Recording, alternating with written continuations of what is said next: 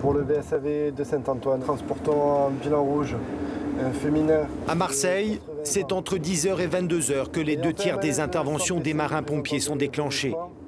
Et pour le quartier Maître Olivier, ça tombe bien, il est affecté aujourd'hui sur le véhicule de secours et d'assistance aux victimes. Après une première intervention sans gravité, retour au standard de la caserne Saint-Antoine. C'est ici que tous les appels d'urgence du 18 sont transférés. Bien reçu pour le féminin, terminant. Oui. Vous voulez passer sur le compte à femme, mais je ne sais pas comment il est son profil.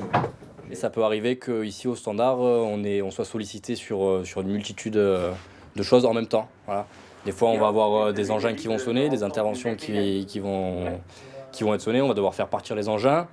En même temps, on peut avoir le PC Cosim qui nous appelle pour nous donner des précisions sur cette intervention. Donc voilà, il faut un petit peu tout gérer en même temps, mais il faut être organisé, ça se fait bien. Nouvel appel. Cette fois, il faut faire vite. Une jeune femme enceinte vient de solliciter l'intervention des marins-pompiers pour des saignements.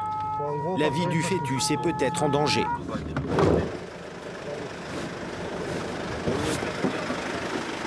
En moins de 10 minutes, le véhicule de secours arrive sur place. Premier diagnostic et premier soin.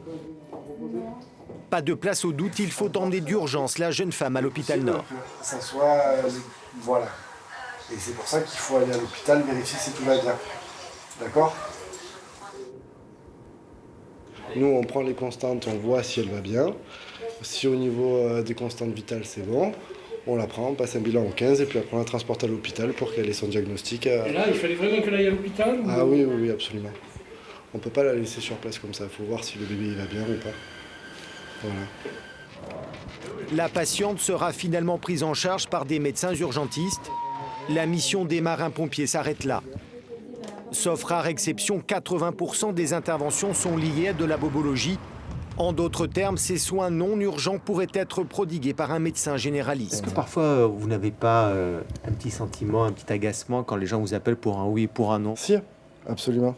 Absolument, il y a un agacement et puis c'est du quotidien et puis c'est fatigant.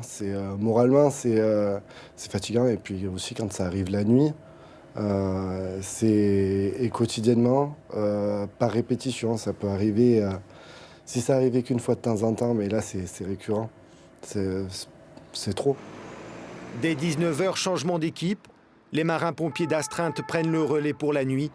La cité phocéenne ne dort jamais vraiment très longtemps.